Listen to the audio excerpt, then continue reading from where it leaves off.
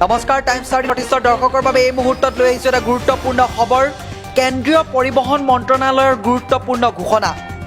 ৰাস্তাত কোনো বাহনৰ গৰাকীক ৰখাই এতিয়াৰে পৰা চেকিং কৰিব নোৱাৰিব ট্ৰেফিক পুলিচে।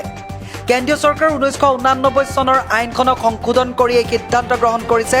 ইয়াৰ পৰিৱৰ্তে কোনো গাড়ী নথিপত্ৰ ট্ৰেফিক পুলিচে গাড়ীৰ ৰেজিষ্ট্ৰেশ্যন নাম্বাৰৰ জৰিয়তে নথিসমূহ ডিজিটেল প্ৰক্ৰিয়াৰ পৰীক্ষা কৰিব লাগিব।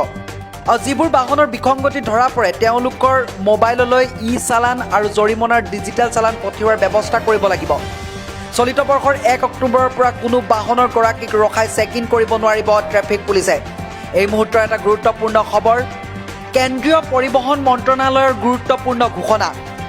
ৰাস্তাত কোনো বাহনৰ গৰাকীক ৰখাই এতিয়াৰে পৰা চেকিং কৰিব নোৱাৰিব ট্ৰেফিক পুলিচে। কেন্দ্ৰীয় চৰকাৰৰ 1989 চনৰ আইনখনক সংশোধন কৰি এই সিদ্ধান্ত গ্ৰহণ কৰিছে। ইয়াৰ পৰিৱৰ্তে কোনো গাড়ী নথিপত্ৰ ট্ৰেফিক পুলিচে গাড়ীৰ ৰেজিষ্ট্ৰেশ্যন নাম্বাৰৰ জৰিয়তে নথিসমূহ ডিজিটেল প্ৰক্ৰিয়াৰ পৰীক্ষা কৰিব লাগিব। যিবোৰ বাহনৰ বিসংগতি ধৰা পৰে তেওঁলোকৰ মোবাইললৈ চালান আৰু জৰিমনাৰ ডিজিটেল চালান পঠিওৱাৰ ব্যৱস্থা কৰিব লাগিব। চলিত বৰ্ষৰ 1 অক্টোবৰৰ পৰা কোনো বাহনৰ গৰাকীক ৰখাই চেকিং কৰিব নোৱাৰিব ট্ৰেফিক পুলিচে।